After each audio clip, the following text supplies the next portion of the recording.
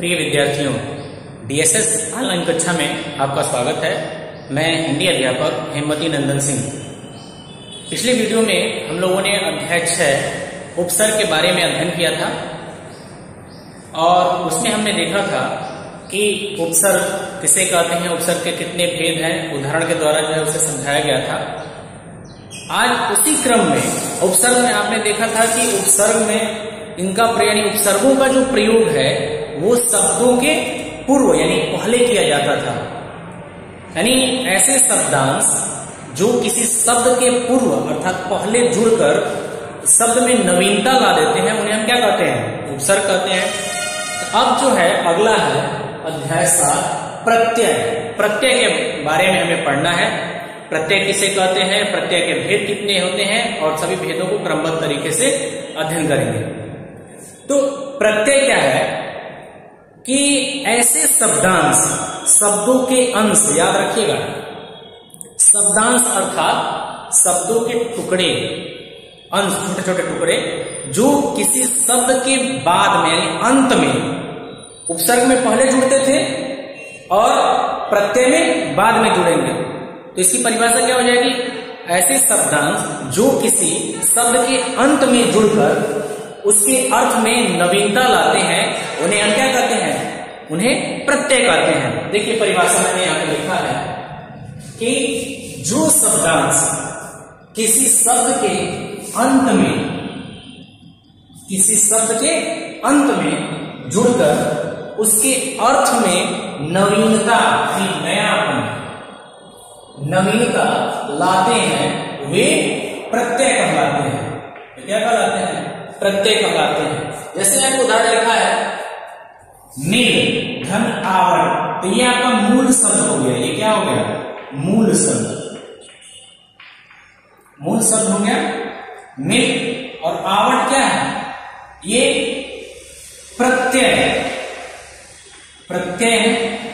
ठीक है, याद रखिएगा, ये मूल शब्द और ये प्रत्यय। और मिल जो मूल शब्द है इसमें जब हमने आवड़ प्रत्यय जोड़ दिया इसके अंत में, तो ये जो नया शब्द यहाँ देखिए, जो नया शब्द बन रहा है वो क्या है, मिलावट। मिलावट, ठीक है, ये बन गया नया शब्द इससे। उसी प्रकार खेल, धन, औना, ये हो जाएगा खिलौना। क्या हो जाएगा, खिलौना। सच, धन, आई प्रत्यय इसमें जुड़ा हुआ है, ये हो गया सच्चाई। सच्चाई। लड़का, धन, पन यानी प्लस, इसको प्लस आप कहते हैं, लड़का प्लस पन, ये हो जाएगा लड़कपन। लड़कपन। तो ये उदाहरण है प्रत्यय के। हमने देखा कि मूल शब्दों में जब प्रत्यय जोड़ रहे हैं तो वो शब्द में नवीनता आ रही है। देखिए यहाँ पे सच में आई प्रत्यय जोड़ा गया, सच्चाई। लड़का में पन जोड़ा गया, लड़कपन। ये नवीन शब्दों का निर्माण हो रहा है, नवीन शब्द की निष्पत्ति हो रही है, उत्पत्ति हो रही है, इसलिए यहाँ पर प्रत्यय का प्रयोग किया गया है और यह प्रत्यय है, प्रत्यय का उदाहरण है। अब इसमें अगला आता है कि प्रत्यय के भेद कितने हैं। तो प्रत्यय के मुख्यतः 2 भेद हैं। एक होता है कृत प्रत्यय जो क्रिया की धातु के साथ जुड़ता है वो, और दूसरा जो होता है वो होता है तद्धित प्रत्यय जो संज्ञा, विशेषण, सर्वनाम और अव्ययों के साथ जो है उसको जोड़ा जाता है। तो इसके आधार पर उसका वर्ग विभाजन किया गया है। तो कृत प्रत्यय में पहला जो भेद है, यानी कि मैंने लिखा है कि प्रत्यय के भेद, प्रत्यय के 2 भेद हैं, यानी 2 भेद होते हैं। पहला जो है वो है कृत प्रत्यय और दूसरा तद्धित प्रत्यय। अब कृत प्रत्यय, कृत यानी क्रिया से संबंधित है, तो क्रिया का जो मूल रूप होता है उसको हम धातु कहते हैं। जो क्रिया का मूल रूप, मैं यहां लिख रहा हूं, क्रिया का मूल रूप क्या होता है, धातु। या हम ये कह सकते क्रिया के मूल रूप को धातु कहते हैं, वो धातु कहते हैं। क्रिया का मूल रूप, जैसे मान लीजिए पढ़ना, अब इसमें क्रिया का मूल रूप क्या है? पढ़। लिखना, इसमें क्रिया का मूल रूप क्या है या धातु क्या है? इसमें है लिख। अब लिख नामक धातु के जब हम ना प्रत्यय जोड़ रहे हैं तो लिखना बन रहा है, पढ़ में जब ना जोड़ रहे हैं तो पढ़ना बन रहा है। ठीक है, तो इस तरह से इसमें आएगा। लेकिन किस प्रत्यय में मैंने इसकी परिभाषा यहाँ पे लिखी है, वे प्रत्यय जो क्रिया की धातु के साथ जुड़कर नए शब्द का निर्माण करते हैं, वे प्रत्यय जो क्रिया की धातु के साथ जुड़कर नए शब्दों का निर्माण करते हैं, उन्हें कहा जाता है कृत प्रत्यय। कृत प्रत्यय कहा जाता है। और इसके संदर्भ में एक आप चाहे तो मुख्य बिंदु के रूप में भी लिख सकते हैं। कभी कभी ये पूछा भी जाता है, ऑब्जेक्टिव टाइप क्वेश्चन में भी ये आता है बहुविकल्पी प्रश्नों में, कि कृदंत किसे कहते हैं? कृदंत अर्थात इसी कृत प्रत्यय को कृदंत भी कहते हैं। यानी जब क्रिया के मूल रूप में या धातु रूप में के अंत में जब हम कोई प्रत्यय जोड़कर जो नया शब्द बनाते हैं, तो जो नए शब्द बनते हैं उससे, उन नए शब्दों को हम क्या कहते हैं? कृदंत कहते हैं। जैसे देखिए यहाँ पे मैंने लिखा भी ऐसे, कृत प्रत्यय द्वारा बने शब्द कृदंत कहलाते हैं। उदाहरण से भी आपको समझ में आ जाएगा।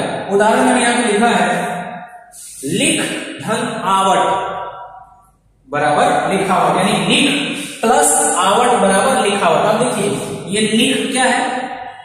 ये धातु रूप है। क्रिया का जो मूल रूप है ये धातु है। अब इसमें जो हमने आवट जोड़ दिया प्रत्यय, ये बन गया लिखावट। ठीक है, तो जो ये लिखावट जो नवीन शब्द बना है, इसको हम क्या कहेंगे? कृदंत। कृदंत, इस शब्द को हम क्या कहेंगे? कृदंत कहेंगे। ठीक उसी प्रकार पठ धन अनीय, पठ जो क्या है? वो धातु रूप है, यानी क्रिया का मूल रूप, और उसमें अनीय नामक प्रत्यय जोड़ा गया है, तो ये बना है पठनीय। और ये पठनीय जो नवीन शब्द है, ये क्या है? कृदंत है। ठीक है, तो ये हो गया कृत प्रत्यय किसे कहते हैं। अब इसमें हम आगे पढ़ेंगे कि कृत प्रत्यय के कितने भेद हैं।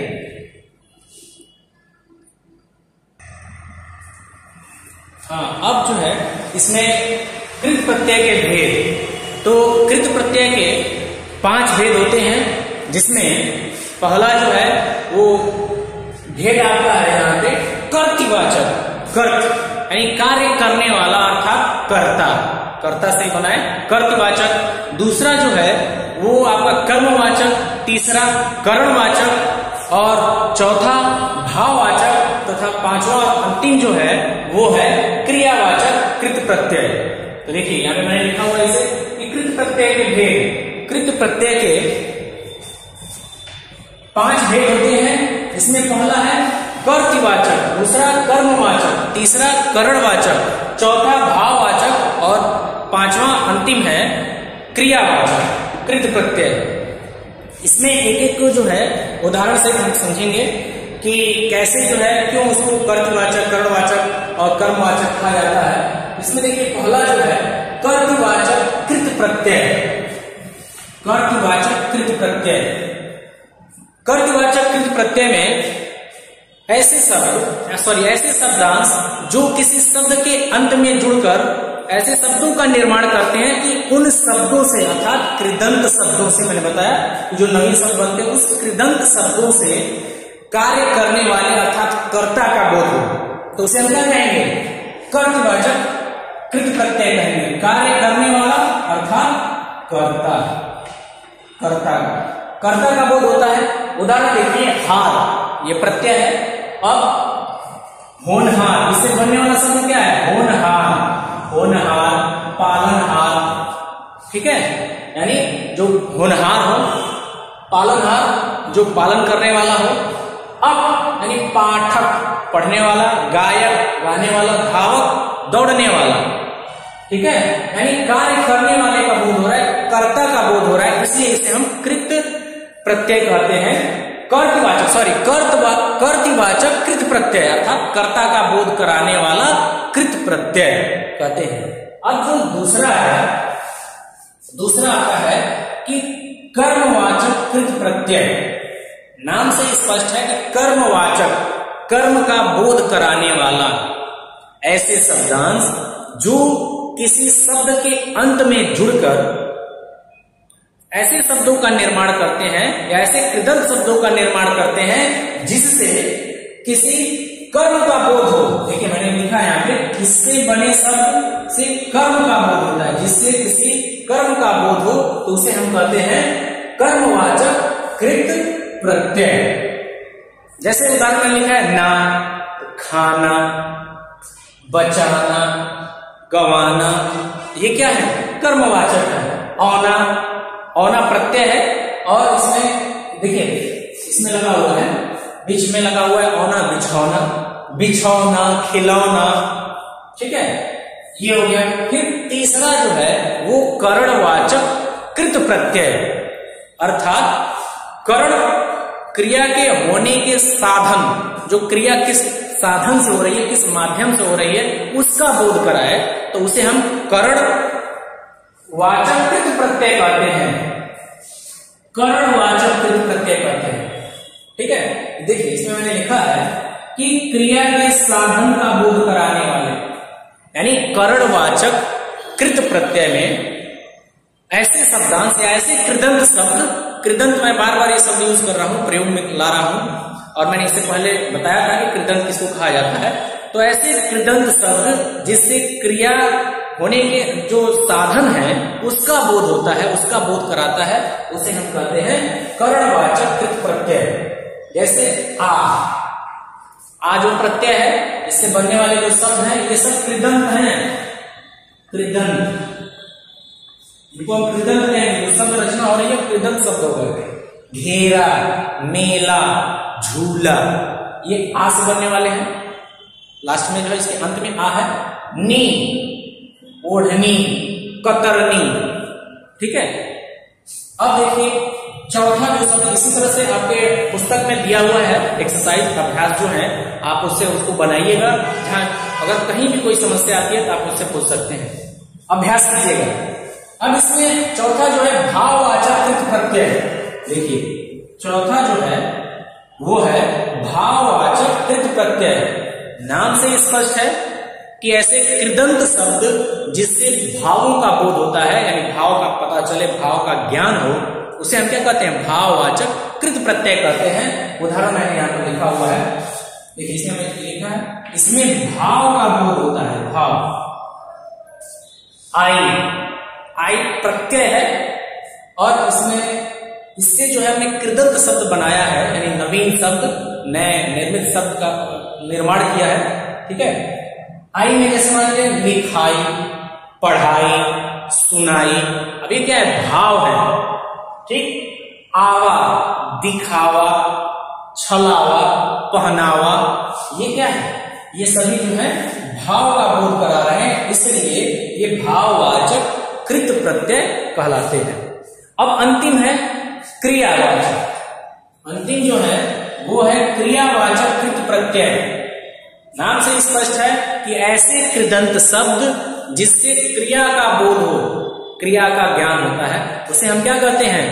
उसे क्रियावाचक कृत प्रत्यय कहते हैं। या इसकी परिभाषा आपको लिखनी है तो आप ऐसे इसको लिख भी सकते हैं कि ऐसे शब्दांश जो किसी शब्द के अंत में जुड़कर ऐसे नवीन शब्दों का निर्माण करते हैं, ऐसे कृदंत शब्दों का निर्माण करते हैं जिससे कि क्रिया का बोध हो, तो उसे हम क्या कहेंगे? क्रियावाचक कृत प्रत्यय कहेंगे। इसी तरह से सबकी परिभाषा लिख सकते हैं, पुस्तक में दिया भी है, बस इसको समझ लेंगे तो इसकी परिभाषा आप लिख भी सकते हैं।